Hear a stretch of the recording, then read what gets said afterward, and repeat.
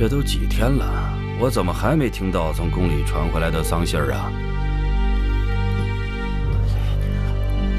回侯爷，臣本有机会得手，但右夫人带着大汉国医前来，寸步不离，臣难以下手啊。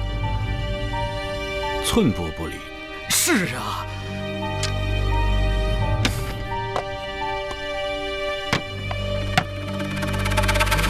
侯爷，得到如此珍贵的汉人药材，难怪无从下手啊。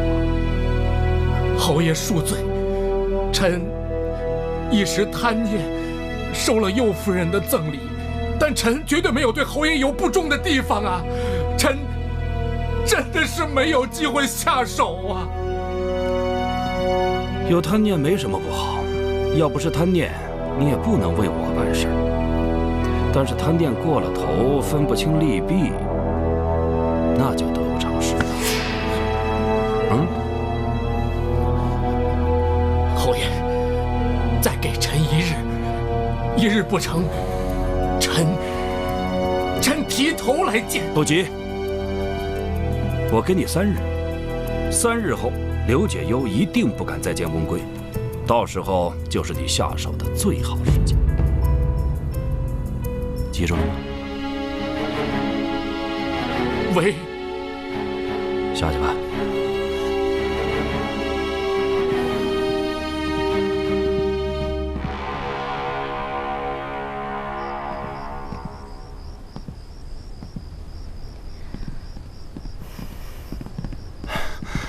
啊，左夫人，这么晚了，有什么事儿啊？云谷特一事，侯爷有何指教？哦，温归已经醒了，他要是好了，肯定和解忧共得恩宠，那将对我们极为不利。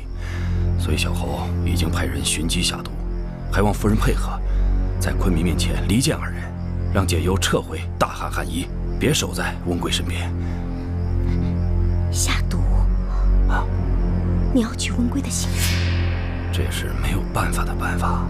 你这几次计划都失败了。温归非但没死，还反咬我一口，让我在后宫的日子越来越难熬。我觉得当务之急不是取他性命，而是要拉拢他。拉拢温归？这怎么可能呢？他一心向着右夫人。侯爷之见，我也没看出有多高明啊。太后一事，温归差点把我害死。要是这次再失败，指不定我要受到什么牵连。夫人放心，小侯这次安排的万无一失。可我现在身在后宫，想要离间昆明兄弟谈何容易？况且，我觉得昆明现在越来越深不可测，我不敢随意行事。夫人，君王自是难测，但夫人别忘了，昆明说到底还是个男人。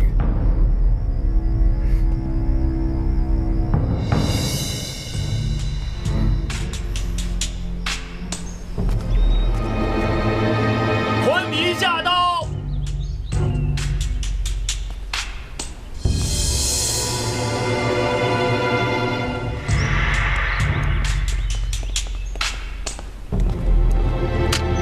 参见昆明。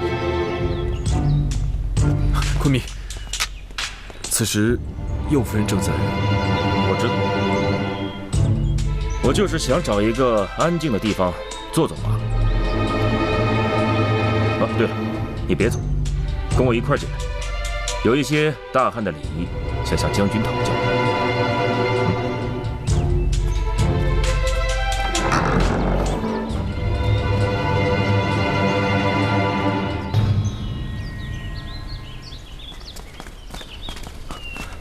见过右夫人。温归将军今日如何？有太医照料，温归将军身体康复神速。那就好。将军已醒，右夫人有何事需小屋转达。国医劳累，所以我让他回去休息了。我替他带一些药材过来。啊，将军卧床不便相见，多谢夫人好意。这药材就交给小吴就行了。那就有劳你了。夫人客气。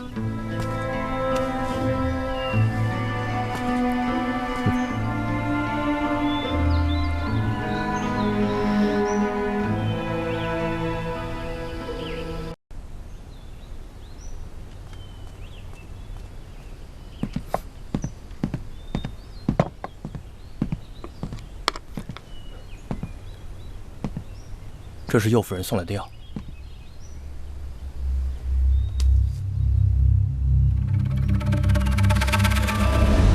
都尉不是说右夫人不敢来见温归将军吗？怎么变成温归将军不敢见右夫人了？哎呀，就算不见，有这个小侍卫在，还是没有机会下手啊。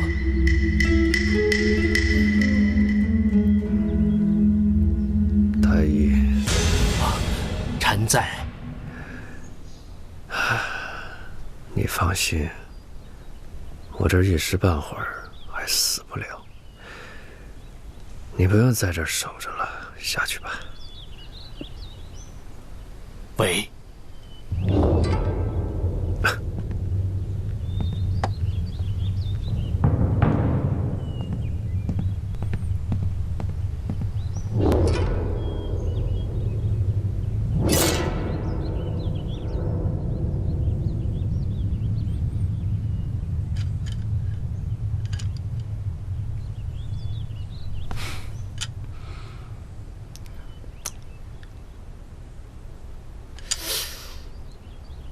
时候不早了。哦，我去叫人准备午膳。哎，不用不用不用，过一会儿还要去左夫人那儿，跟左夫人说今天晚上在她那儿就寝。喂，解忧这个女医官当的确实不容易，你别去打扰她。她一听说我在这儿，倘若又跑回来，反而更累。让她踏踏实实的在翁归那儿照顾她就行了。走。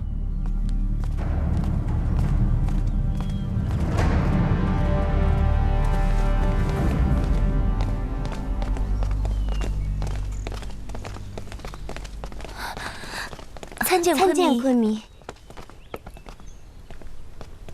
把头抬起来。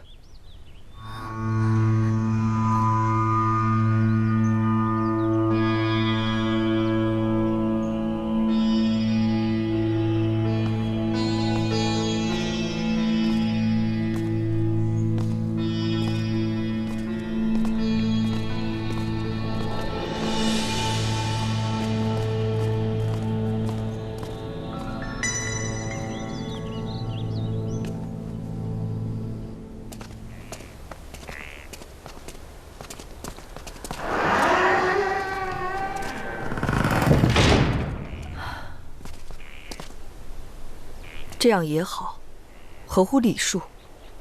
你说什么？我说温归啊，不进去也罢。你不是总担心别人说我闲话吗？你这一路上一句话都没说，突然冒出了这么一句，吓了我一跳。可惜，今天连殿下的面都没见上。见不见面不重要，他能痊愈就好了，药送到不就行了？公主，怀大哥，你怎么在这儿啊？我来找你。怎么了？西女出事了？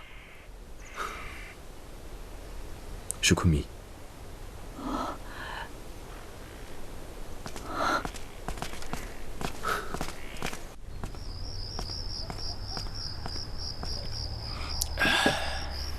昆弥，快尝尝这狐肉，这是我家乡的特产。狐肉，在匈奴，只要捕获狐兔，就会做成这咸食。哦，那这一定别有一番风味啊！虎姑觉得，汉时太过造作修饰，失去了食物的原味。比起来，还是匈奴的美食更好一些。嗯。禀昆弥，右夫人求见。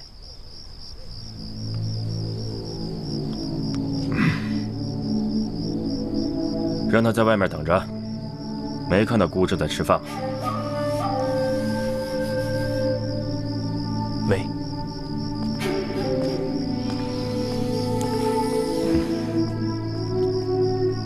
解忧妹妹妹这几日一直在照顾温归，我都好长时间没见她了。想必今日是刚从温归那儿出来，就来拜见昆弥，着实辛苦。昆弥，还好吧？啊，没事儿，没事儿。哎呀，就算他再有什么急事儿，也不能耽误姑享用这美食，是吧？啊，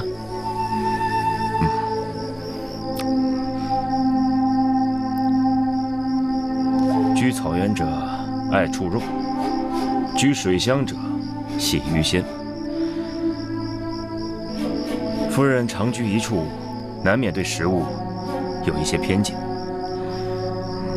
不过姑倒认为，这天下尽是美食，哪里都有饕餮。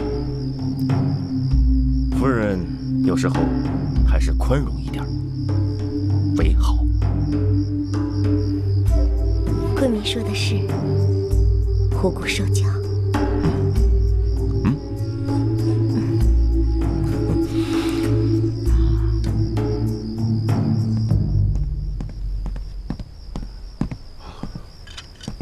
怎么就你一个人呢？奴婢都到哪儿去了？啊！我看着他们心里烦，让他们都出去了。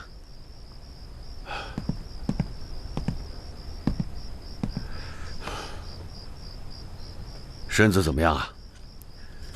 哎呀，父亲，你儿子这身子骨你还不知道吗？没事儿。小打小闹也就罢了，这些日子你是连受重伤，你不要命了。您放心吧。哎呦，我说没事儿就没事儿。哎呀，对了，父亲，我听说大汉和匈奴在北庭也打起来了。为了这件事情，我跟那些亲匈奴派不知吵了多少次。这莫振离将军，那是说换能换得了的吗？师傅他年事也高了，也该颐养天年了。你懂什么呀？边境换将可不是小事。莫将军不是亲匈奴派，也不是亲汉派，他是个老臣，那我们自然没有话可说。现在常山西侯他们要推荐戍边大将军，这里面肯定有阴谋。要是让他们掌握了兵权，这乌孙还能有安宁之日吗？如果论功排辈，我是最佳人选。可是昆弥10几年前就失了我的兵权，他现在怎么能自打耳光，重新重用我呀？父亲，您年事也高了，没必要去边境受那份罪。只可惜啊，我手下没有能担大任的武将啊，只能看着常山西侯他们在那唱戏。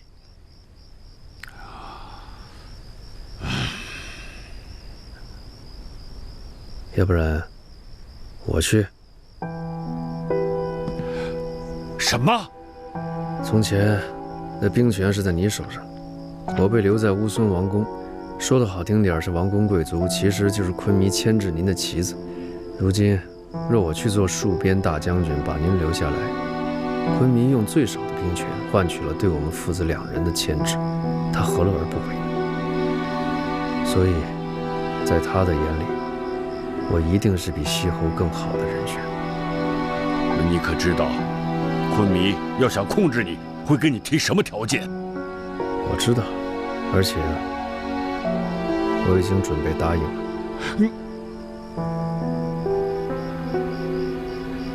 我唯一内疚的是让您作为人质，被牵制在这皇宫里。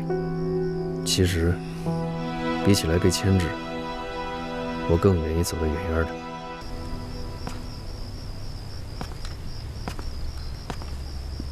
公主，你不是去左夫人的寝宫见昆弥了吗？怎么在这儿读取圣贤书了？昆弥在和左夫人一起用晚膳呢。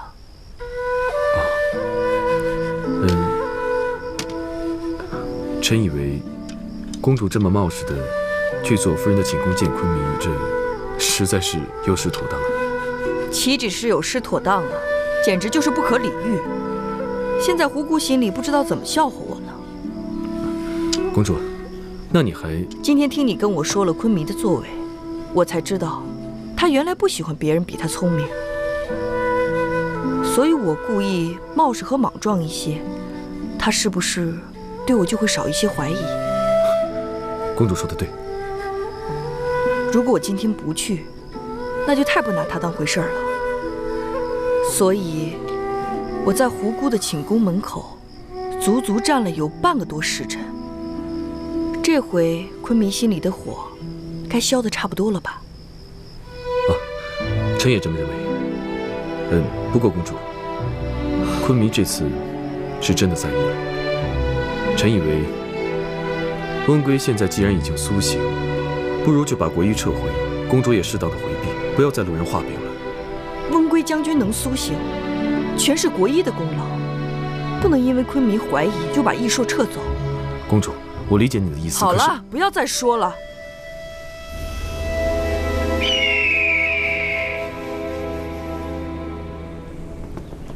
母后，您今天的气色不错，看来这针灸是奏效了。是啊，已经开始第2个疗程了，真的感觉不错。可是我看儿子好像消瘦了一些啊。最近因为边境换将的事，姑有些烦心罢了。云古特的弟弟纳林羽侯一直跟着魏振离将军，你看，这事不行。母后，云古特上次对您做下如此大逆不道之事，我不罚他也就算了，怎么还能委任他弟弟重任呢？那到时候他在后宫岂不是要闹上天了？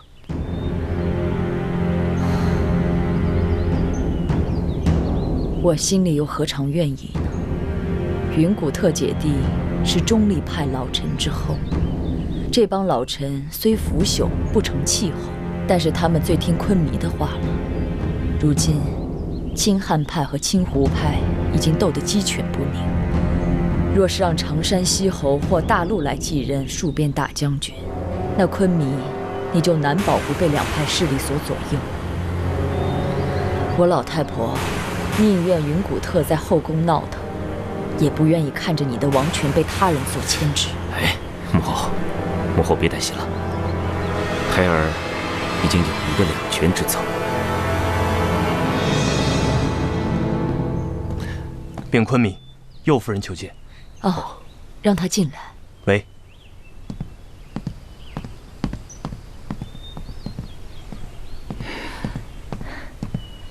解忧给太后请安。免礼。右夫人不是在照顾温归吗？怎么还有时间来给太后请安呢？右夫人，你在照顾温归？太后若是觉得解忧此举不妥，可以听听解忧的理由。我还没有怪你，你倒先发制人了。那你就说说，我倒想听听，右夫人能讲出什么道理。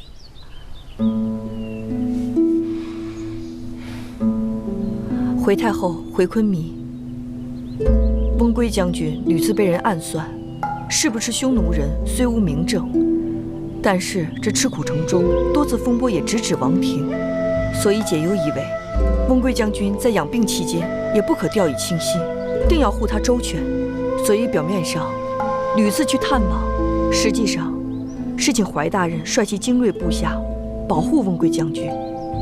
再次，温归殿下乃昆弥的兄弟，事事以昆弥为重，子民感其忠义，乐见昆弥对温归将军的关怀备至。可是昆弥忙于朝政，所以解忧只能代为探望。如此一来，我想昆弥的威望定会如日中天吧。右夫人说的倒是有道理。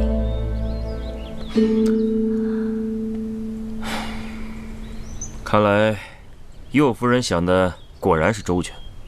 不过，你此来到底是为了何事？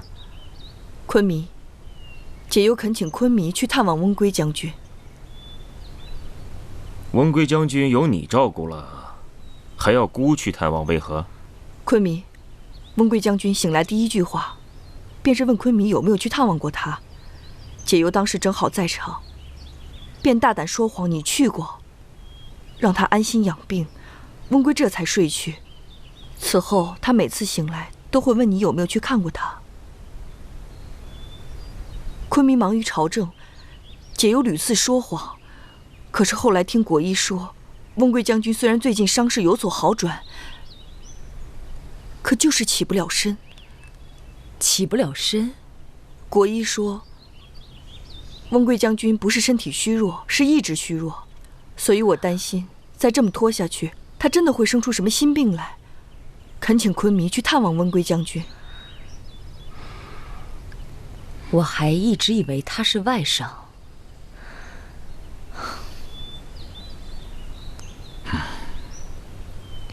难得右夫人这么有心，这后宫上下能像右夫人这样替昆弥分忧的，还真不多。谢太后夸奖，这都是解忧分内之事。只是于公于私，我都希望昆弥能去探望温贵将军，让他早日好转，这样解忧才能为昆弥解忧啊。你先回宫准备一下，一会儿姑会和你同去看望温贵的。昆弥英明。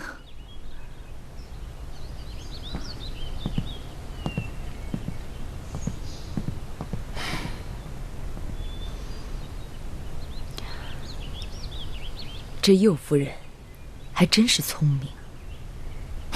何止是聪明，哼，有时候真是机灵的可怕哟。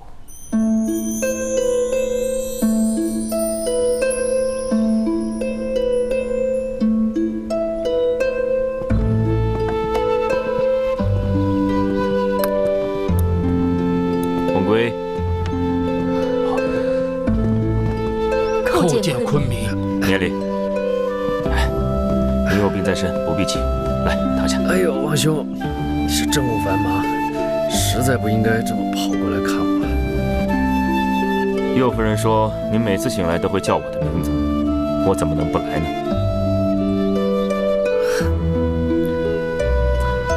国医，翁将军的病情如何？你如何给他诊治的？温贵将军这次伤得本不致命，但是疏于治疗，把陈年的旧患都给带了出来。臣这次以针灸加上汉药，定能治本。好，国医这次功劳不小，回去等赏吧。谢昆弥。等你好了，跟姑一同出城迎接师傅。当然，师傅他一手把我们两人带大，老人家戍边多年，好不容易卸甲归田，别说等我病好了，即便是找几个人抬着我也得去接他。你呀，病的就剩这张嘴了。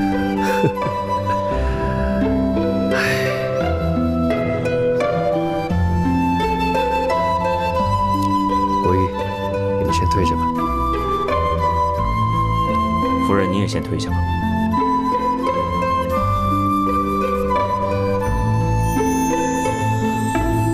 喂。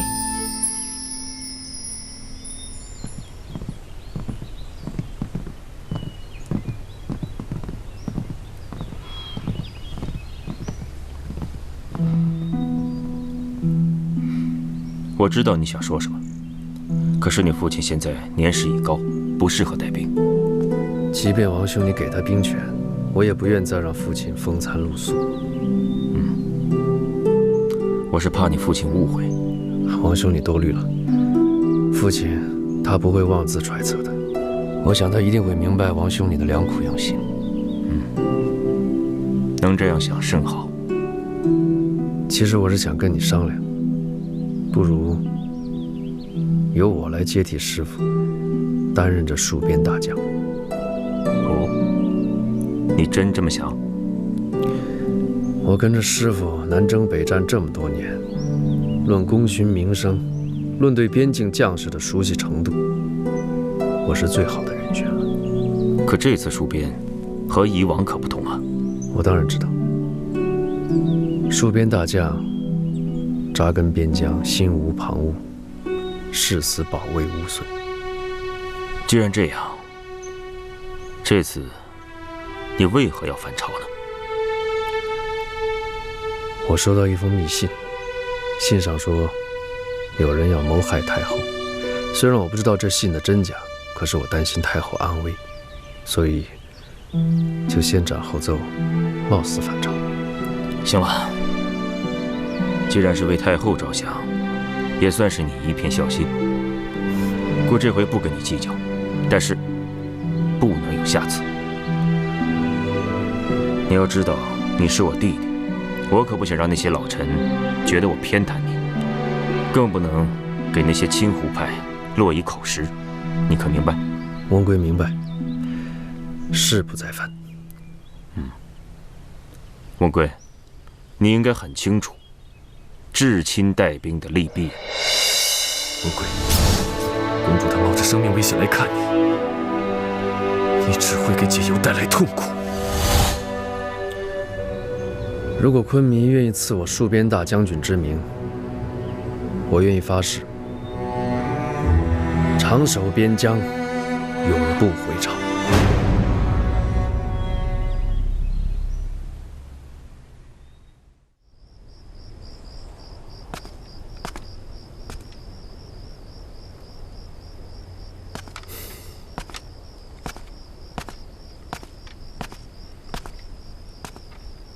公主怎么坐在地上？太凉了。怀大人，你看，今晚夜色多美啊！小的时候，班主跟我说，人要是死了，就会变成天上的一颗星星。那些前世相亲相爱不能在一起的人，死了之后，还是可以在天堂相遇的。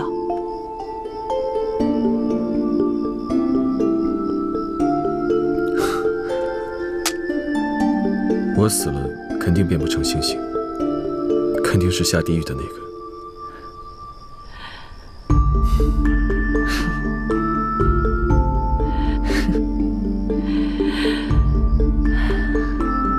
再美的夜色，也挡不住日出。你说的对，太阳就是命运，就是皇权，我们谁都无处可躲。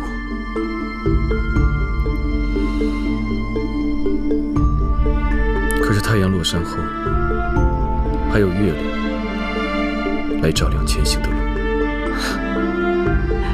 月亮，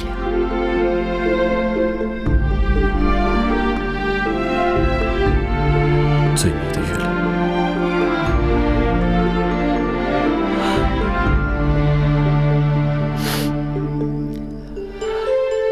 怀大人，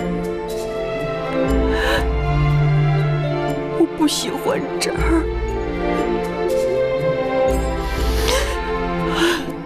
我不喜欢这样的生活。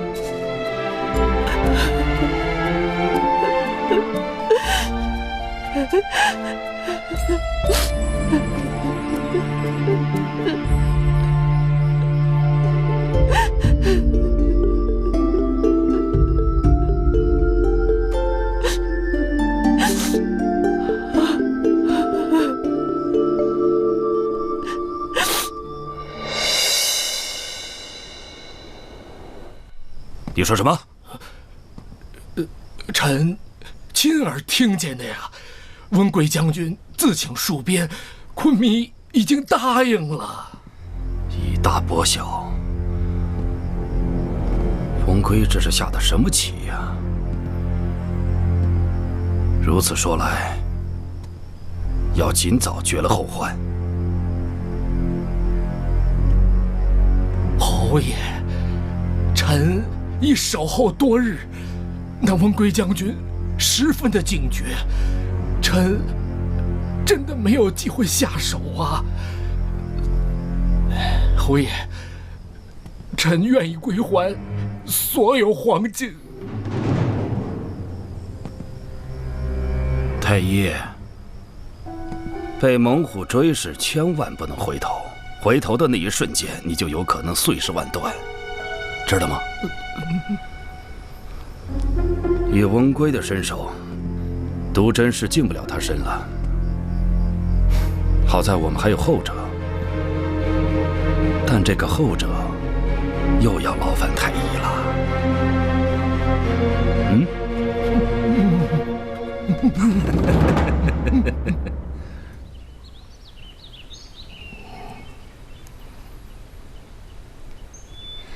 我不过就是把个脉，怎么能劳烦太后的红人仙骨太医呢？为夫人把脉，这是微臣的福分。听闻太医连日给温归殿下疗伤，想必和那个汉人女医官熟得很吧？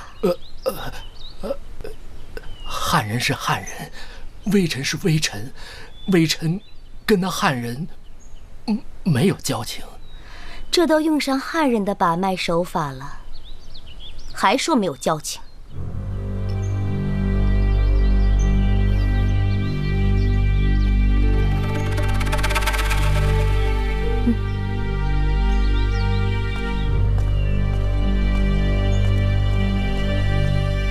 夫人，风寒易至，重伤难愈呀。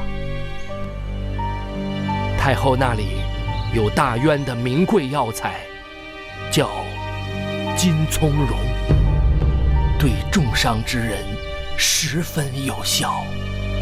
重伤之人，重伤之人与我何干啊？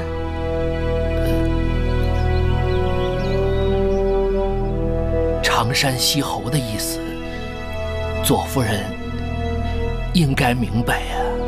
西侯。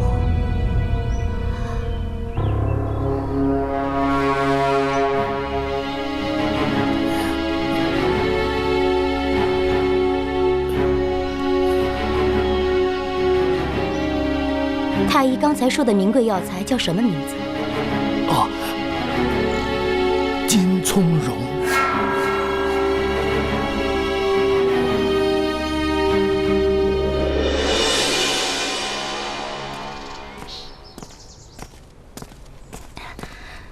虎姑给太后请安。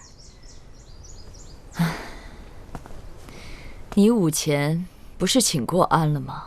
怎么又来了？给太后请安，多少次都不觉得多。这孩子，你嘴可真甜呐！那赐座。谢太后。纳和雅，你一会儿把这个给昆弥送过去。喂。昆弥最近消瘦了许多，我给他送些补品。昆弥忙于政务，还是太后想得周到。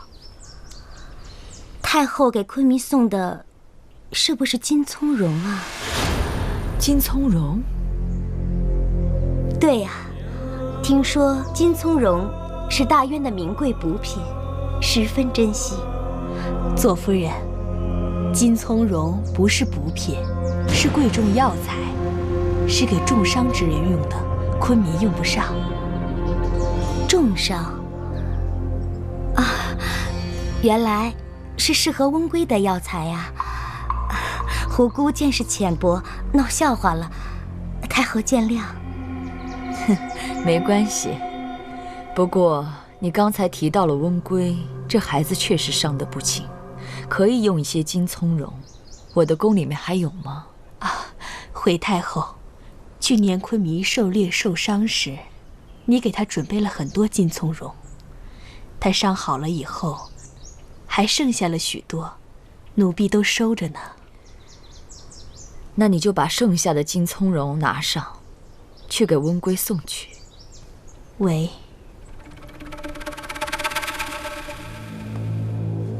昆弥，摸镇离将军告老谢驾，臣以为那林宇侯副将军军功显赫，易得军心，可升任为将军。臣等也赞同那林宇侯副将军代戍边将军一职。小侯很赞同各位大臣所言，那林宇侯副将军是戍边将军不二人选。西侯所言极是。昆弥，臣以为，昆明，何事惊慌？昆明，温贵将军，温贵将军他血流不止，生命危在旦夕。什么？你说什么？太医来报，温贵将军一直在吐血，而且已经听不到心脉了。啊！换将一事，稍后再议。退朝。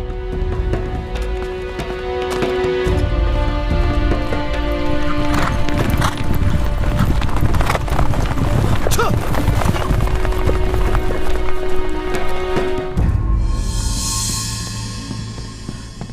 温贵，公主。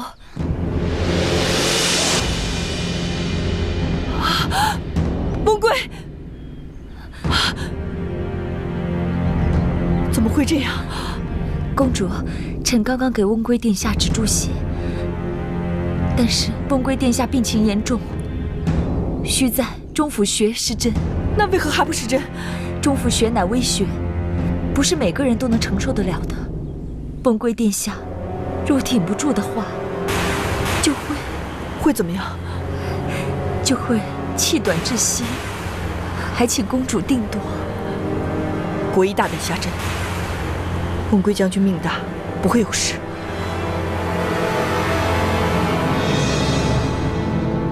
温贵，温贵，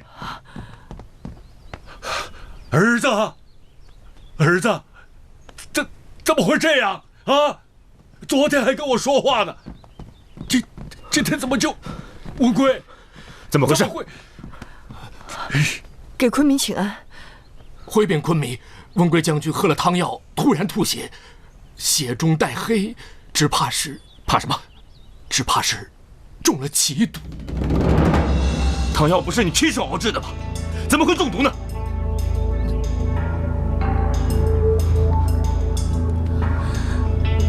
汤药是你熬制的。是。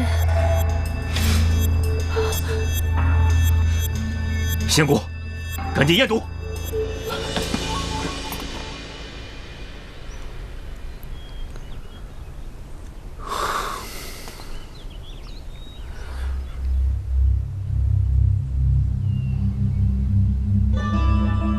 回禀昆明，毒性不强，只有长期服用，才会显出中毒症状。温贵将军身负重伤，只要一点点毒性，就会致命，所以吐血不止啊！一说，你还有何话可说？昆明，臣的药材都是亲自采摘、亲手煎熬的，绝对不会有问题。太后的药材，今日太后还打赏了几种药材，臣也放在汤药里，不知道。混账！明明是你毒害的温贵，还敢诬陷太后！来人，把他拉出去，杀！昆明，医术乃我大汉国医，不可杀。不可什么不可？他是大汉国医，不是我乌村的，拉出去斩了！昆明，臣冤枉！公主，救我！公主，你执意斩我国医，那我只能自刎在此。此事蹊跷，查明真相之后再斩不迟。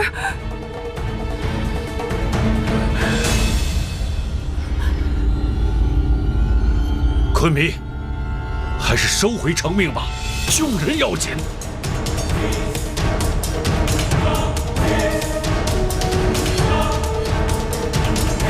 把人先押入大牢，听候发落。谢昆明不杀之恩，公主切记中府穴保命啊！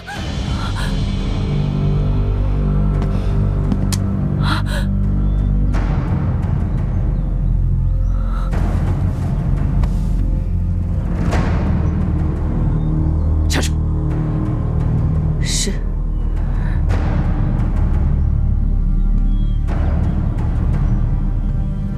仙姑，我把人交给你，一定要把他救活，否则你给我提头来见。喂，怀大哥，马上回宫去找太后，把温贵中毒的事情一五一十地告诉她。我担心这样下去，我们又陷入被动了。公主放心吧。快去。阿彩，解忧，那个一说不是很厉害吗？为什么殿下还会这样？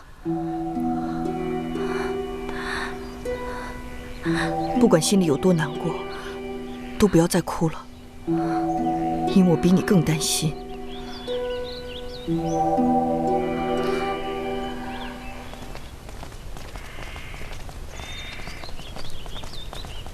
胡姑拜见太后。有事吗？太后可是要去看温归？正是。请太后带胡姑一起去，胡姑要去请罪。你何罪之有？太后还不知道吗？右夫人的国医说，太后赏赐给温归的金葱茸有毒，所以温归才病危的。要说这金葱茸也是胡姑向太后提起的，要怪也应该怪胡姑。胡姑不能让太后枉遭罪名啊，所以请太后带胡姑一起去。胡姑要向昆明和大陆请罪。大胆国医，竟敢污蔑太后！有大汉的国医在，我们还去干什么？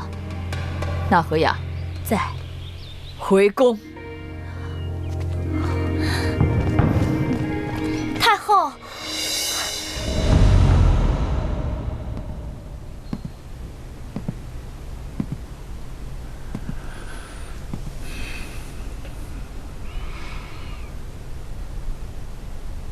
温归的命运多舛，数变一时，压后才议吧。昆明要杀便杀，何必说这些好听的话？大陆这话什么意思？你若是怕温归掌握了兵权，那你就回绝我们；如果你觉得我们父子挡了你的道，你杀了我就是。干嘛要对温归下此毒手啊？他可是你的血脉兄弟呀！你胡说什么？我没有胡说。温归已经日渐康复，可是太后她一次药，他就成了这样。你宁愿相信那个汉医，也不相信我跟太后。昆明和太后又何时相信过我们父子？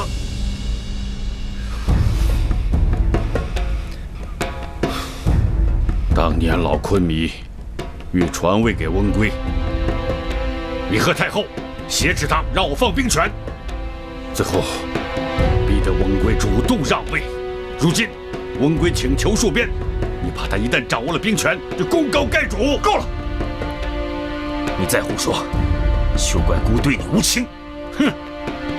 我儿命已如此，我还怕什么？要杀就杀，反正我们父子就是做了鬼也不会放过你。来人，把大陆押入此牢，听我发落！杀吧，杀吧，全杀了，让乌孙变成匈奴的附属。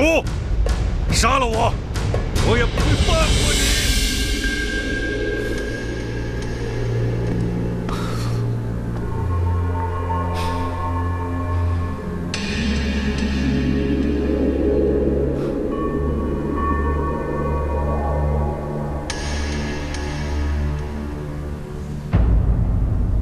乌孙就变成匈奴的附属了。大公主，公主，别冲动。怎么办，公主？阿彩，别说话了。公主，公主，我刚才去求见太后，正好看见胡姑，不知道她跟太后说了什么。太后说今日素不见客。我去找昆明。公主，昆明现在正在气头上，现在去实在不妥。国医大陆入狱，太后不见，温归又昏迷不醒，腹背受敌，你让我怎么办？正是因为腹背受敌，公主才应该及时抽身呢。唇亡齿寒，这时我怎么能只想自己？公主，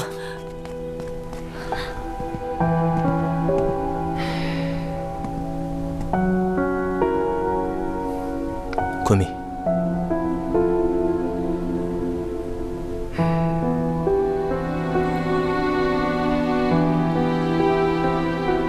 启程回宫吧。昆明，姐又有要事禀报。夫人是嫌牢里不够挤，也想插上一脚吗？解由此次来，一不相信太后会下毒，二不为国医和大陆求情。那你想要什么？恳请昆明让我用针灸为温归保命。温归就是被汉医所害，你还要姑相信你这个半吊子大夫吗？若不是国医施针，温归早已命丧黄泉。如今太医撤了针，温归又开始吐血，我担心这样下去，温归怕是熬不过今夜。国医和大陆也是担心温归的身体，才会失言，所以一切只能等温归醒来，才能真相大白。我曾经在一本国书上看到良方可以保命，所以恳请昆明让我在温归的中府穴上施针，只需1针。温归若亡，你不但失去手足，还会让朝廷震荡。请昆明三思。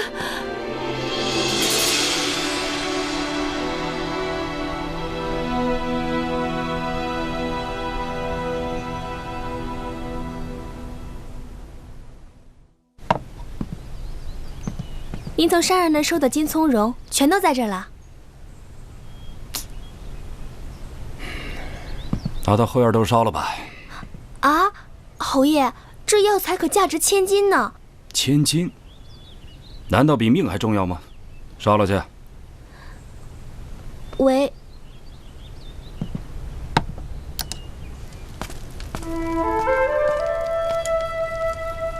烧什么呢？哦，小姐，侯爷命我把这些药材烧毁。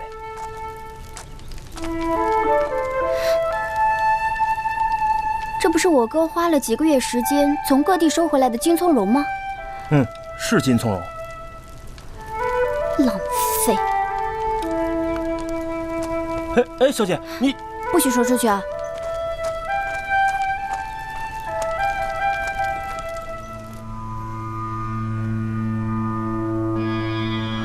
仙姑，你退下吧。昆弥令小臣在此。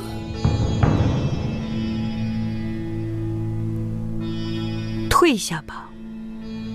微学施针，不得差毫厘，夫人要慎重啊！退下。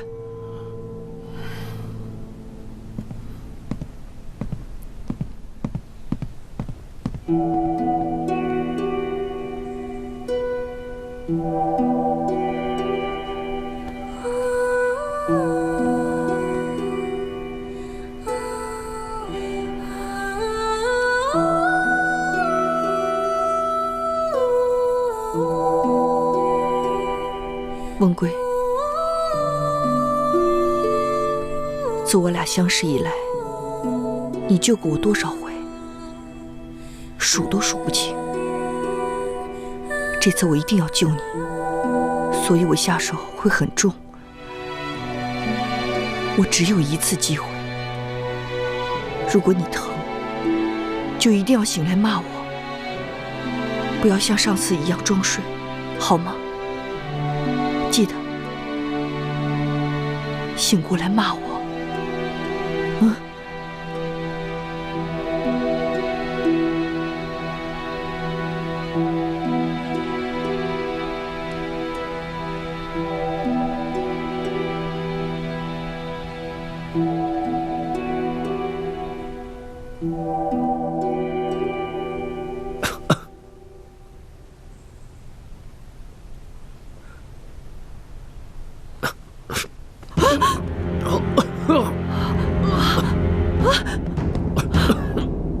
温归，温归，温归，温归！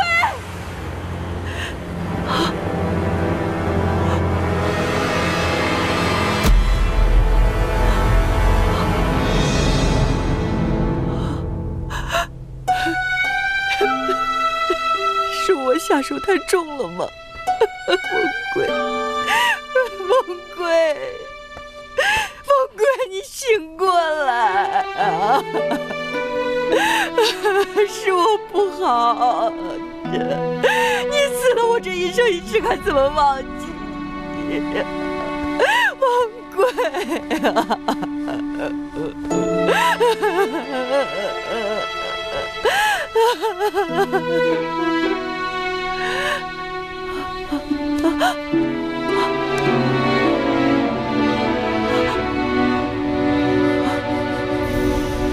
我去了一遭你们大汉的地府，我见到你们阎罗王，我跟他说，求他让我再跟你见一面。你们的阎罗王，他是个好人。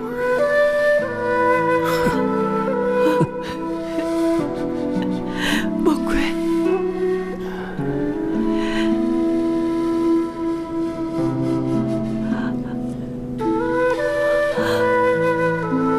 梦归，梦归，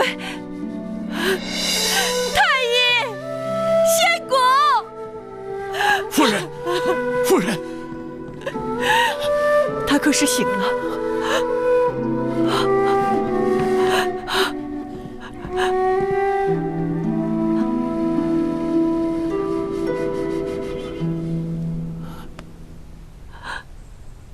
哎呀，稳了，真的稳了。夫人，心脉真的稳了呀，真的稳了。哎呀，夫人医术高明，臣这就去禀报昆明。等等，他只是气息平稳，并没有彻底清醒。夫人，金从容乃疗伤圣药，可迅速增补血气。你说的金葱蓉，可是太后赐的良药？正是，臣不相信太后下毒。这金葱蓉，臣已经看过了，确实可用。去，把剩下的金葱蓉给我拿过来。喂。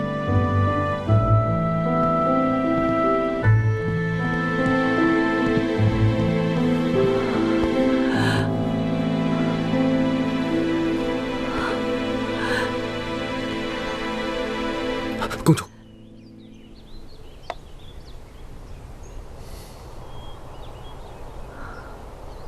只是普通药材的苦味，心气也无异常。看来这药真是没有问题。那温归为什么会中毒呢？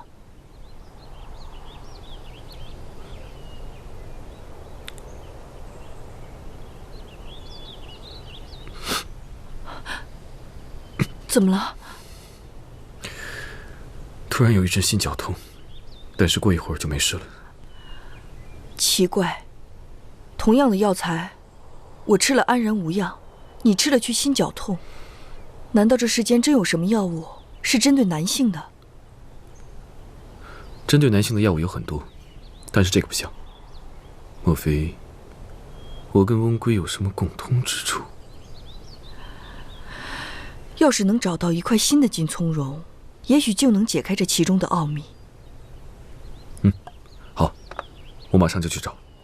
不过公主，这金葱蓉是大约名药，可能一时半会儿没那么容易找到。你忘了，我们还有一个百宝袋。天灵灵，地灵灵，来单说，晚上我一个人开了。我赢了！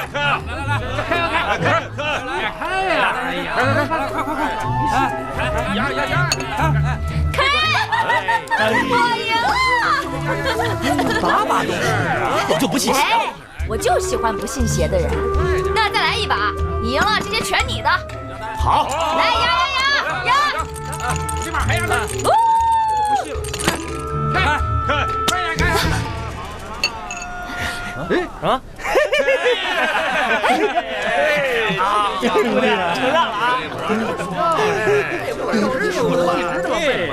哎，我说哥哥，你手也太狠了！你知道我今天损失了多少银子吗？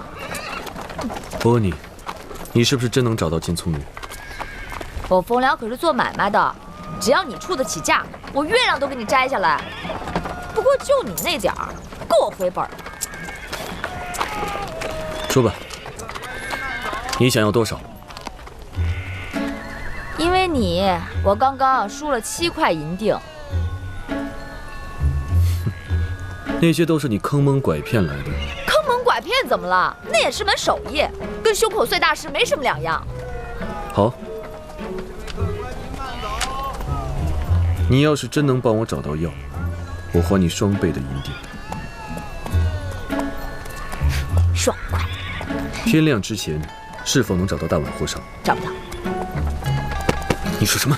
哎，你别急啊！你不是说金葱蓉珍贵吗？那你想想，如果你是下毒的，你会让那些商品在普通的商货吗？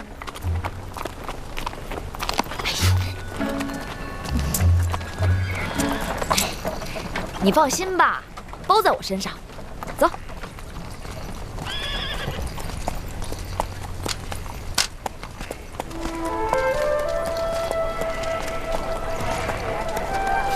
我说你，身为女儿身，就不能干点正经事儿？什么叫正经事儿啊？那养在深闺中，最后当个和亲公主，那就是正经事儿了。这边。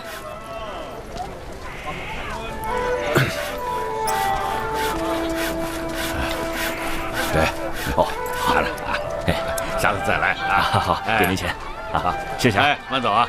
小 K 哥，哎，生意挺好的。还好。怎么，迷魂散又都用完了？不是，我是来找你买一味药材的。什么药材啊？金葱蓉，听说过吗？金葱蓉，我岂止是听说过，我就是摆弄金葱蓉的行家。就连大渊国供的金葱蓉都是从我这儿拿去的。大渊国供？对啊，去年旱灾，大渊的金葱蓉全部毁了，都旱死了。我就瞅准这个时机，我就把那个老小子那里所有的库存金葱蓉，我全部给买断了。随后我高价转手卖给了大渊的国库。哎呦，那不赚大发了？那是啊，这还没完呢。今年这老小子又来了，他一看我用金葱蓉挣了这么多钱，给他后悔的肠子都悔青了，悔得一段一段的。哎，有时候我在想啊，那小子是不是有病啊？啊，他又买走了我今年新收购的所有的金葱蓉，还是高价收购的。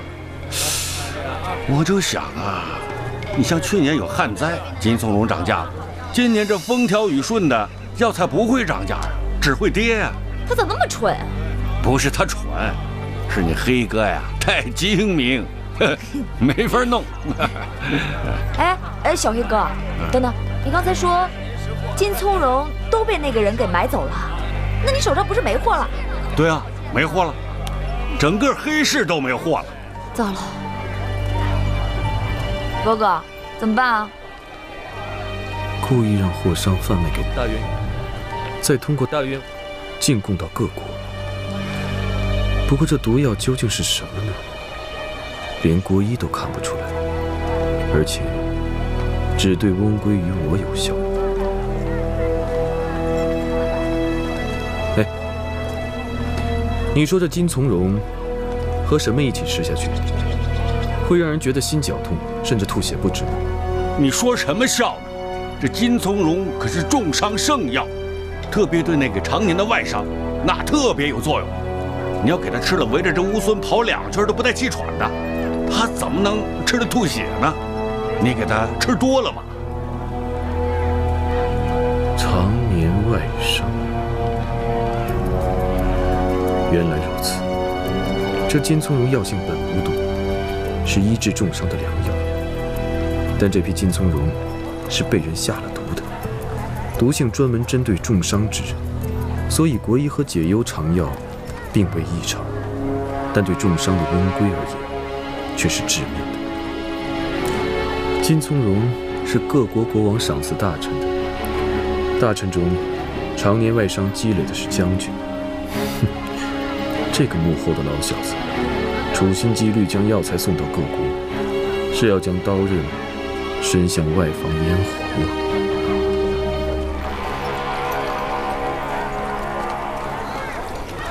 哥哥，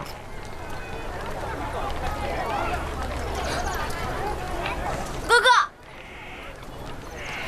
小黑哥说整个黑市都没有了，我也没有办法了。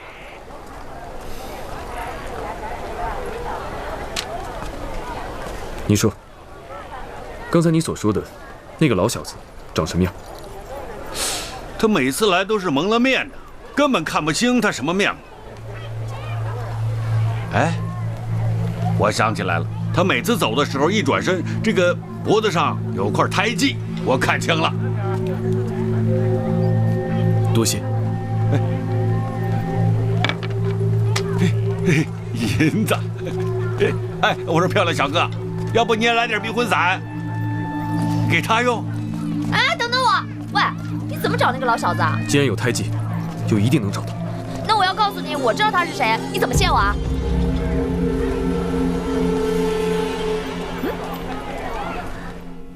太医已经回去歇息了。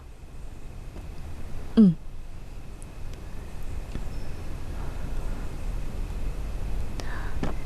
阿彩，把这些银子给监狱的狱卒，把这些饭菜给大陆送过去。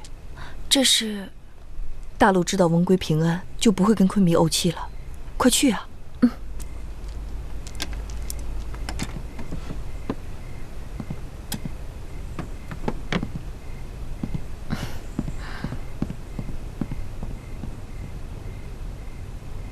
你们让开，别拦着我了，让开呀！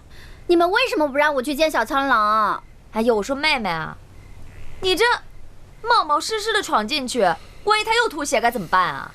可是，吵什么呀？右夫人，再吵就把文归吵醒了。公主，找到药了吗，怀大人？啊，公主，这治愈重伤的药，我们一直在找，但是想尽办法都找不到，恐怕文归是过不了今夜了。过不了今夜了。药？你们要什么药啊？小苍狼他怎么了？啊，金从容。金从容，金从容。早说呀，我有。我哥不知道犯了什么毛病，把仓库全给烧了。幸亏我偷偷藏了几支，我现在就去拿。快去！这个阿依拉呀，有一个跟他截然不同的哥哥。嗯，公主，下毒的人是长山西侯。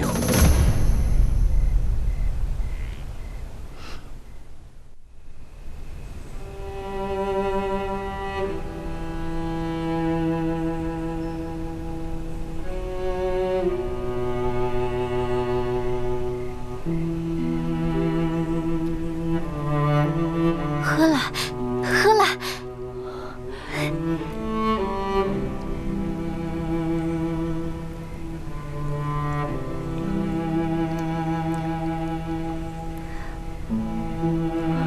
再喝一口。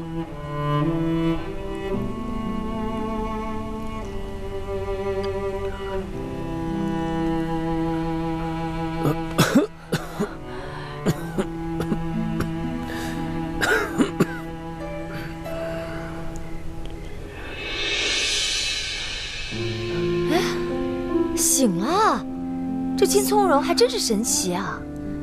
幸亏我偷偷藏了几只，不然全被我哥糟蹋了。小苍狼，小苍狼，你觉得怎么样啊？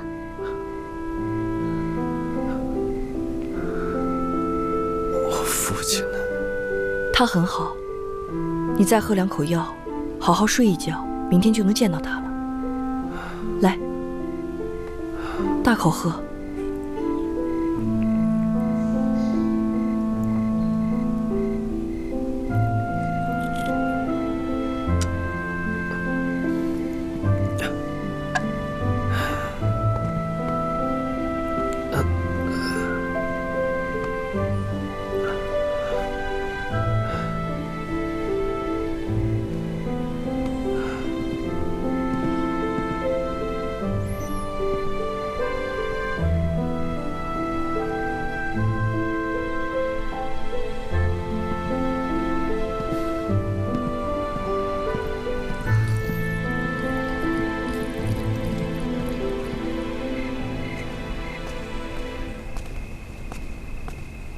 怀大哥，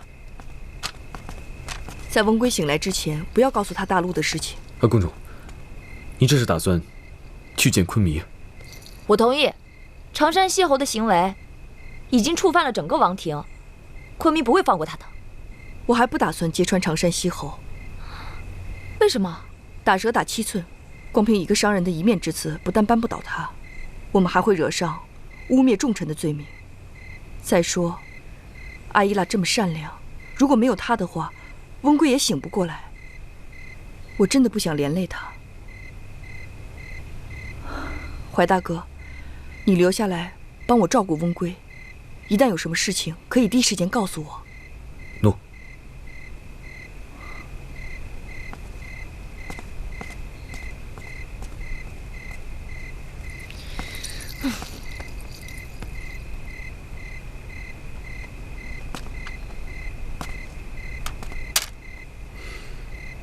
风凉，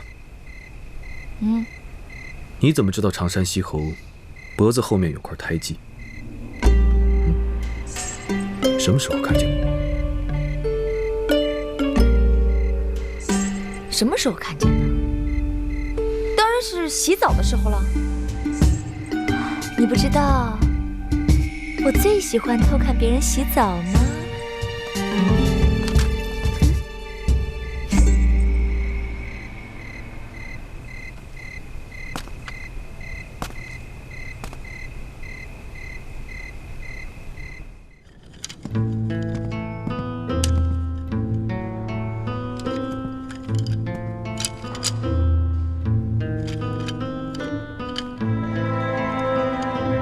昆明，已经不早了，当心身子。啊，知道了。你先下去吧，我再看一会儿。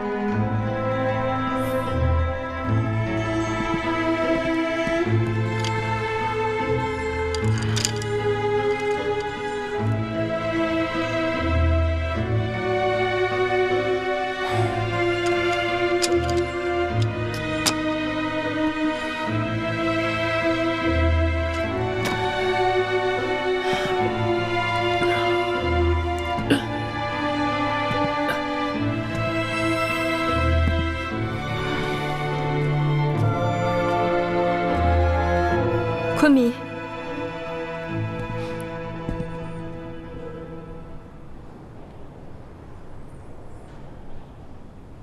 你来了，说明温归他醒了。回昆弥，解由给温归将军针灸了中府穴，再服用了太后的金葱蓉，他恢复神速。你还敢给温归服用金葱蓉？太后以德服人，她绝不会害自己的亲侄，解由信任她。古一向赏罚分明，这次右夫人就指温归得利，回宫等赏吧。昆弥，哎，你若是想给他们求情，就别在这儿浪费时间了。国医乃一介女流，大陆又是温归将军的父亲，情急之下说了一些胡话，也是情有可原的。什么情有可原？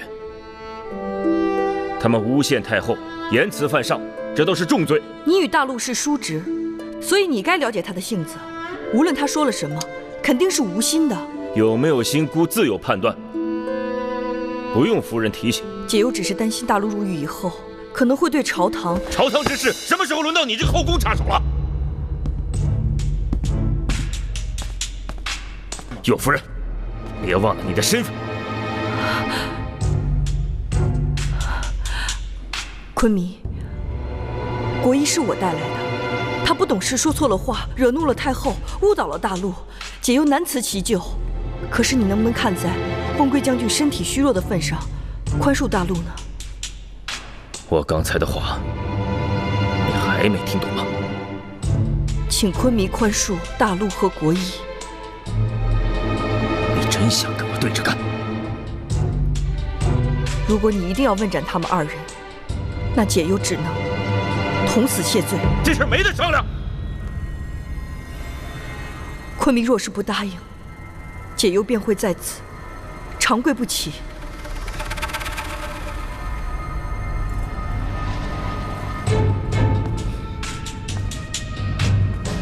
姑要跟你说多少遍，你才会明白？威胁对姑没用。你既然爱跪，就跪着吧。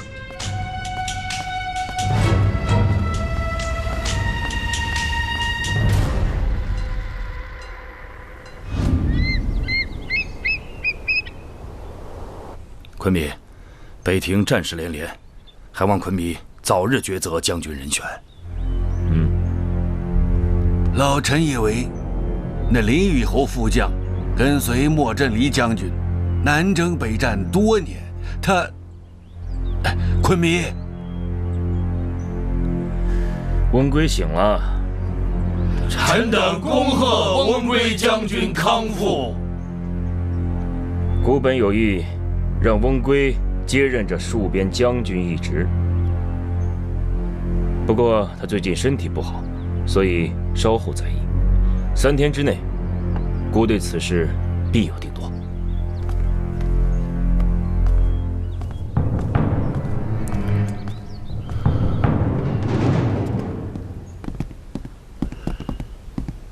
温归将军，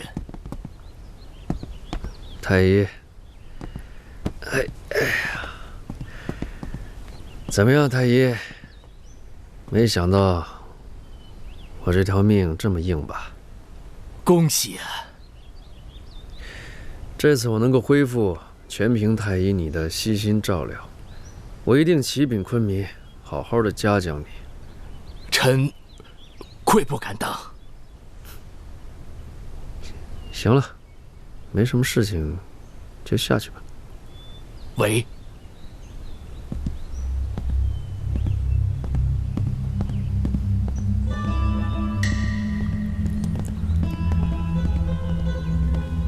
派人跟着他，他一旦出城，即可通知我。是。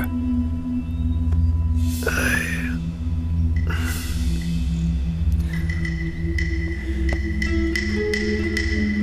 你这一脸愁苦的，你怎么了？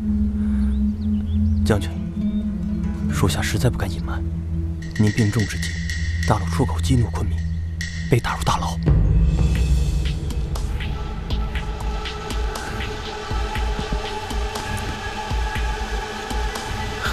解忧他也瞒着我，他人呢？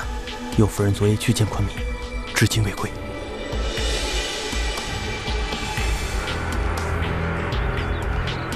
去，叫人来给我更衣。去。是。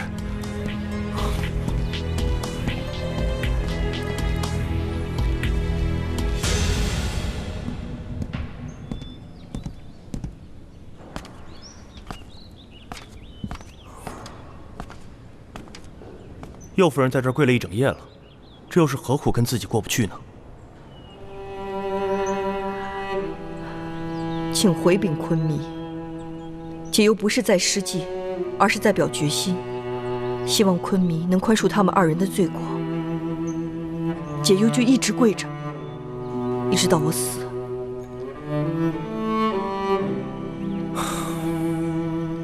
那我再去跟昆弥说说。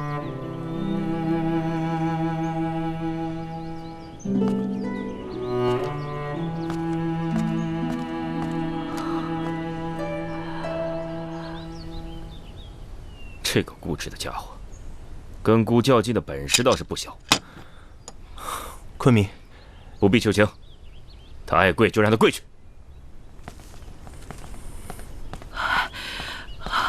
昆弥，怎么了？昆弥，一群大臣跪在太后的寝宫外面说，不是求太后手下留情，不要杀了大陆。什么？走。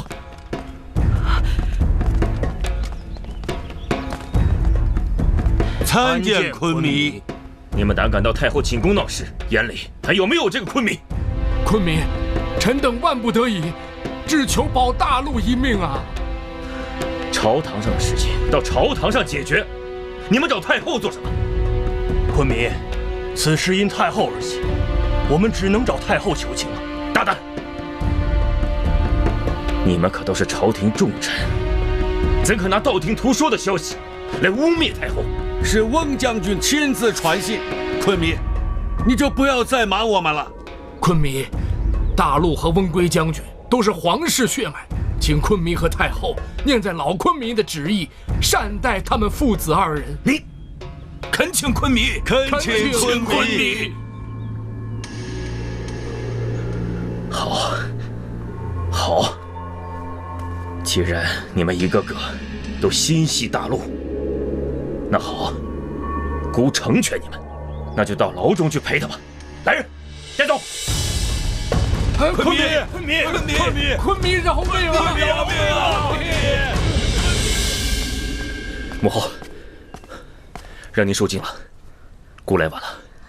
昆明，太后受了天大的委屈。母后，这事儿是姑没有处理好。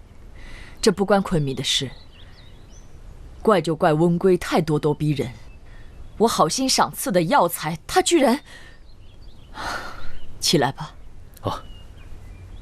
虎姑就是不明白，如果没有那些大渊药材，温归恐怕都过不了这趟鬼门关。他怎么能害救他的人呢？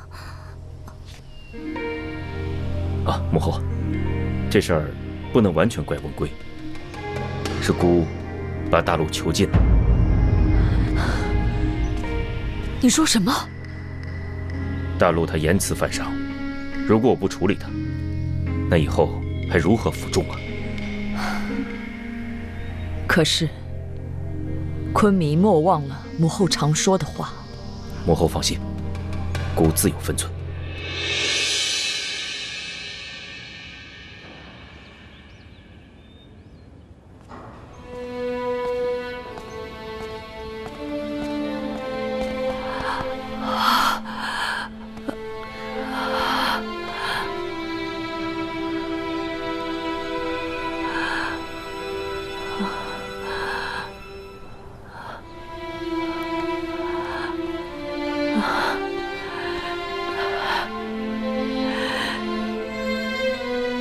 既然连夜把我救醒，为何不让我来处理此事？因为我担心你的身体。你担心我的身体，我就不担心你了吗？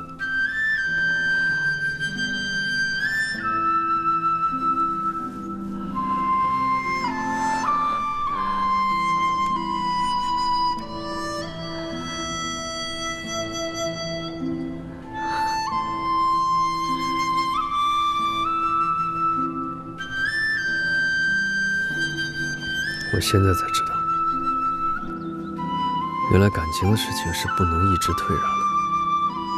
不知道哪一天，你就会退让到连多说一句话、多看一眼都觉得奢侈的境地。你选择去戍边，是因为已经无路可退了吗？我选择去戍边，是为了让你有路可退。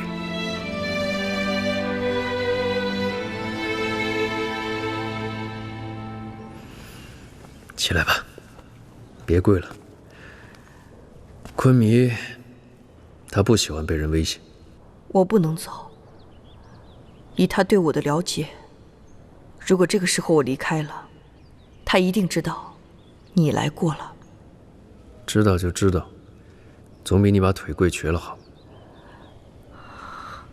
你为了我，宁可终生戍边，而我却什么都不能做，就让为你跪一次吧。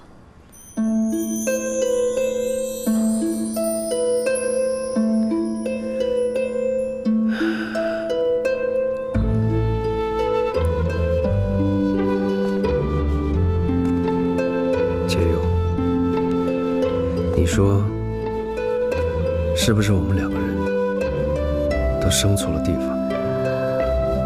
没有，若不是生在此地，你我怎能相遇呢？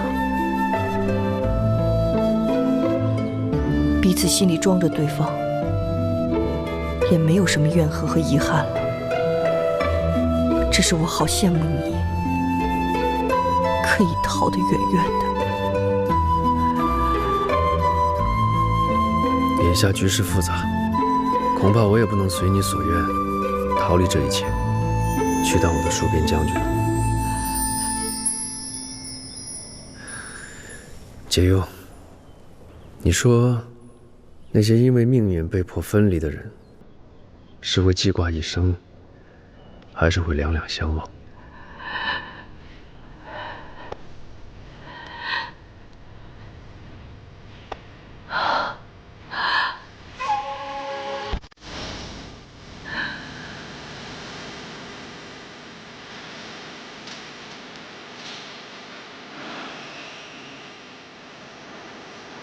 既然命中注定，又怎么会分开？既然已经分开了，破镜难圆，那就让我们用一生去努力忘掉对方吧。当夜绿了，岁月的茶。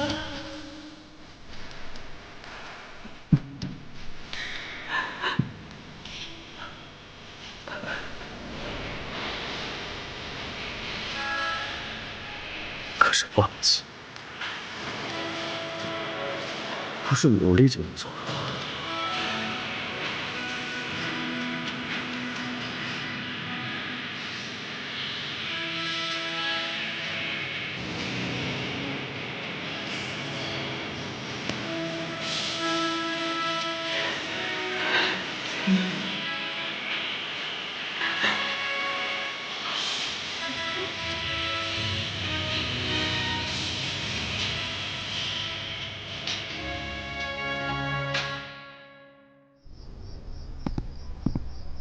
回禀侯爷，他跑了。好了，他早已安顿好家眷，连夜出城逃跑了。侯爷放心，我已派人去追，一定将他灭口。还不快去！喂。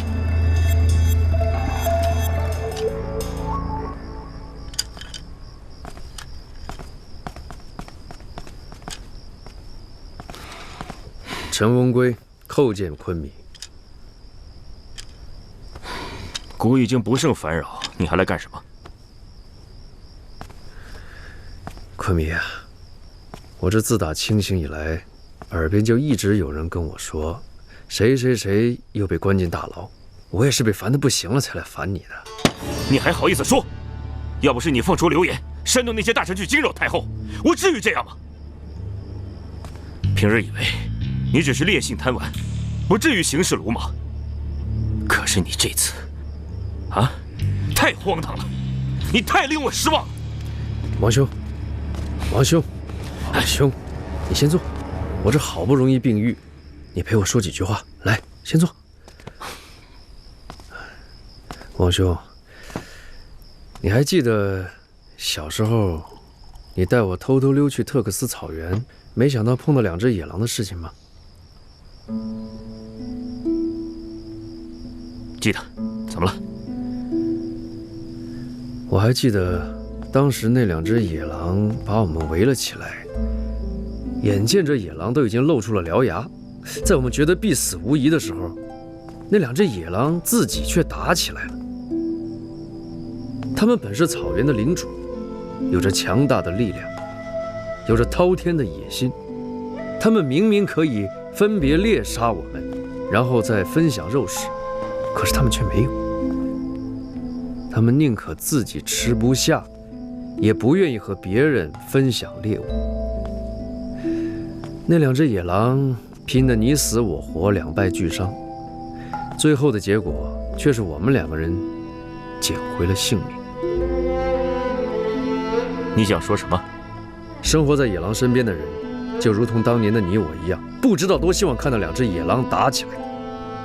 只有我们2败俱伤，他们才能生存下去。王兄，你知道我生母早亡，太后与我就像母亲一样。说句不好听的，我宁愿冒犯你，也不会冒犯太后的。所以，义硕和我父亲的事情，还请王兄明察，还他们2个人一个清白。义硕的事情，我当然会查清楚，还他清白。可你父亲当着我的面对我言辞犯上，这是重罪。不是你讲几个故事就能平息的。翁归就是为此替父亲来向昆弥请罪的。王兄，他是我的亲生父亲，无论如何，我都不可能放手不管了。你管？你要怎么管？啊？你也想学右夫人在这里长跪不起？我不是女儿家，自然不会耍这些无赖。父亲他身为朝廷重臣，以下犯上，冒犯昆弥，本是死罪。但还请昆弥念在他过往功劳的份上，给他一个戴罪立功的机会。翁归也愿以性命相保，此类事情绝不再发生。为表悔意，我们父子二人愿拿出封地5年赋税，赠与戍边将士。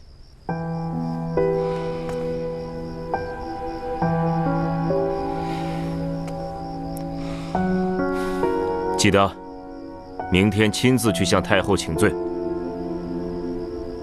谢昆弥恩典。起来吧。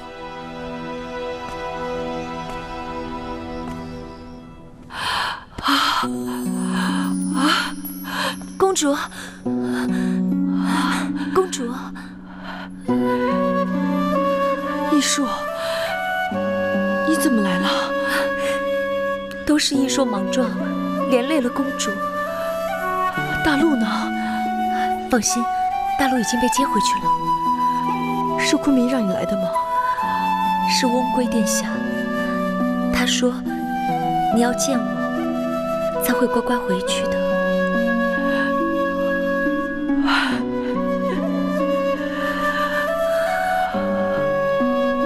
这家伙总算是说了一句懂事的话，看来他是彻底好了。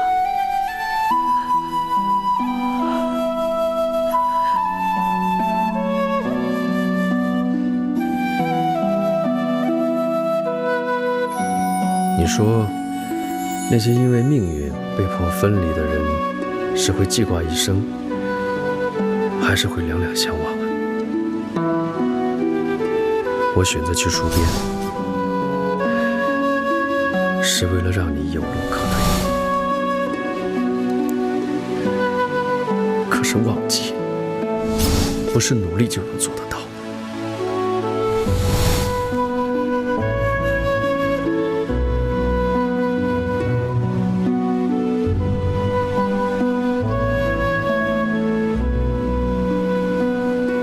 将军，这太医今儿一离开，就把老婆孩子安顿回老家了，然后自己收拾东西，悄悄出城了。果然是他。他往哪边去了？一路相对。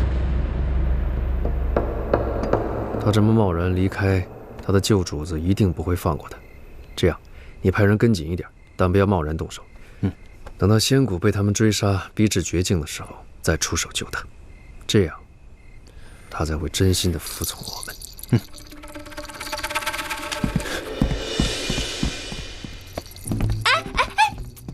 你慢点啊！哎呀，将军，此女在外鬼祟偷听。什么偷听啊？我只是刚好经过。翁归将军，你这侍卫也太不怜香惜玉了吧！冯姑娘，既然刚好经过，不如坐下来喝杯茶。他抓着我怎么喝呀？哎呀！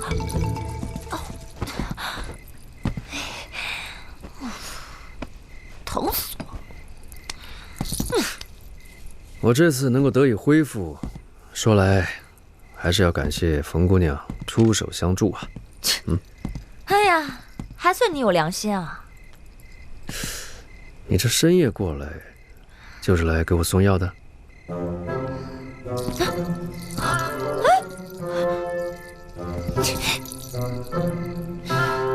你怎么跟右夫人一个德行啊？别忘了，右夫人可是我的师傅。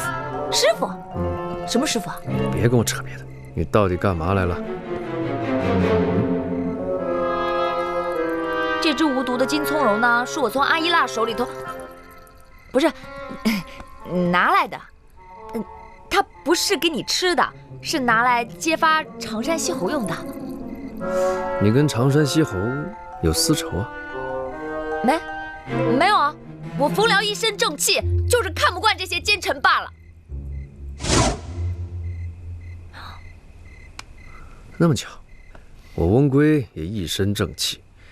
不过呢，这时机不成熟，我是不会动手的。所以这个金从容，还是先留给我吃吧。哼，冯姑娘放心，温归不会手软，不会让这些奸臣得逞的。你确定不要喝点茶？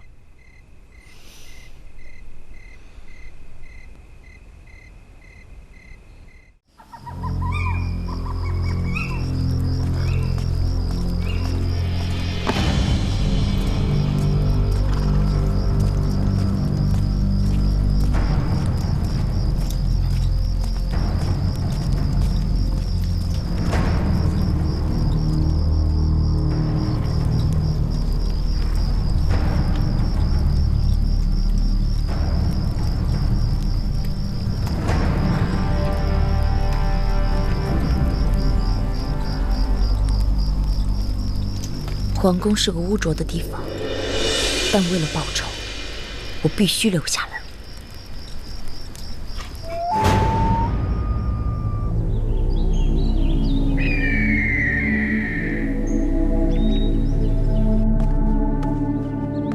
臣叩谢昆弥不杀之恩，昆弥万福。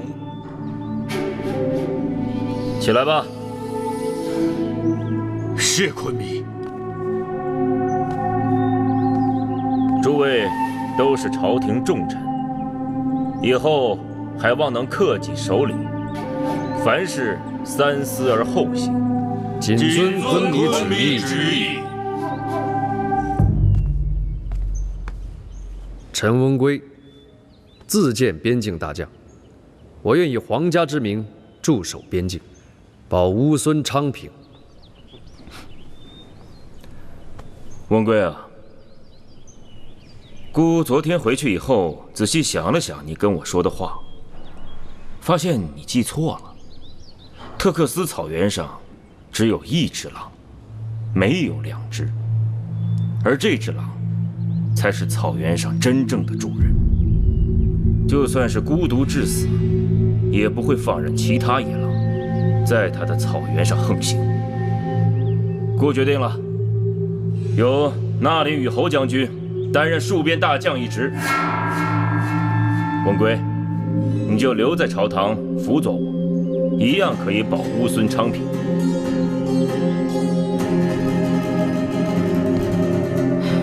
退朝。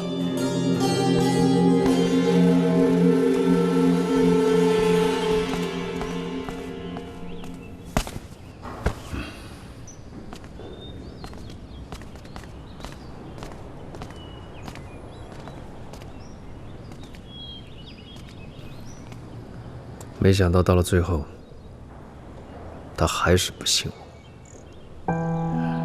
这几日在大牢里，我算是彻底明白了，不管多么韬光养晦的积累，昆弥不想让你有，你就什么也不能有。我们的命始终不能由自己。不过，不要丧气。人生之路漫漫兮，非一朝一夕定输赢。我并没有想要定输赢，我只想要一走了之而已。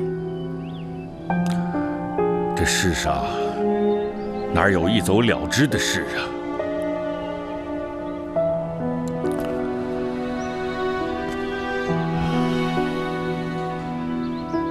皇家无情啊！但是我们一定要活下去，只要活着，这土地、这宫殿、乌孙的所有，终将都会是你的。我不要所有，我只要我想要的。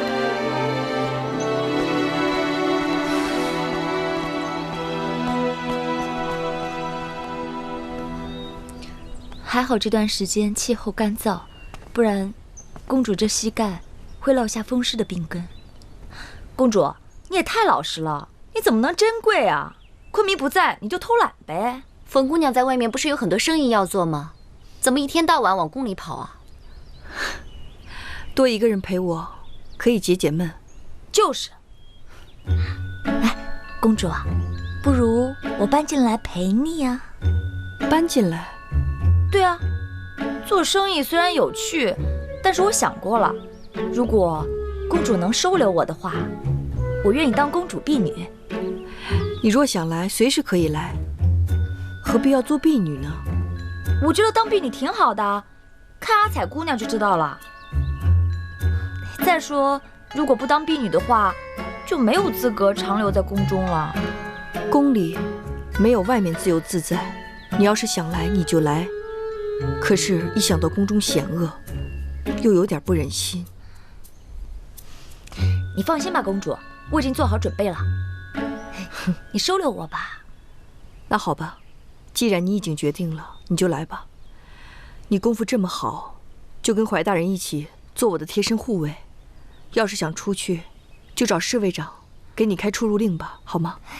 多谢公主。昆弥到。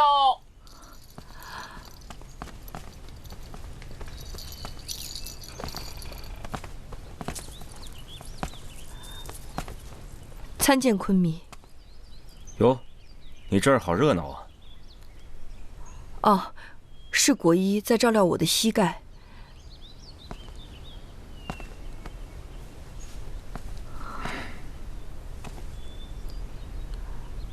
能走吗？不碍事，能走。那就陪姑走走吧。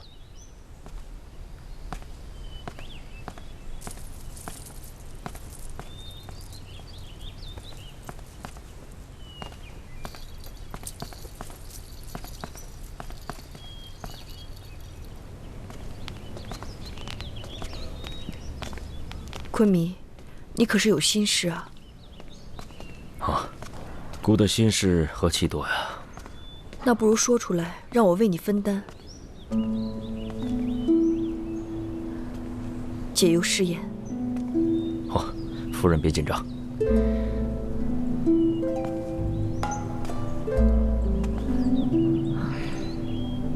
这是什么花呀？为什么这么美？这是火凤凰，安南王送给汉帝很多，就种在梨园。你在那儿长大，没见过这花吗？解忧自小就不爱花，所以未曾留意。其实这花不适合种在乌孙，都是翁归，他太执拗了，没想到还真让他给种活了。翁归真是一个自由自在的人呢。比起姑，他确实是个自由自在的人。可是我觉得，昆弥的生活倒是多一份潇洒。还是第一次有人这么评价我的生活。翁归是自由自在，但是昆弥的洒脱却是无拘无束。虽然平日你忙于政务，活动范围小之又小，可是你的心却从来不受拘束，爱了便是爱了，恨了便是恨了。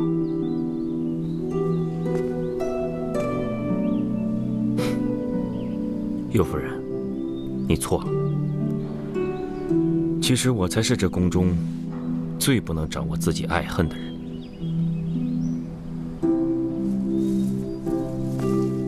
为了朝政，为了平衡，有时候即使我再恨一个人，也要对他宠幸有加。相反，即使我再爱一个人，也只能故意远离他。后宫尚且如此，更何况在朝堂呢？就像我跟翁归，虽是兄弟，可这次我也只能拒绝他戍边的请求。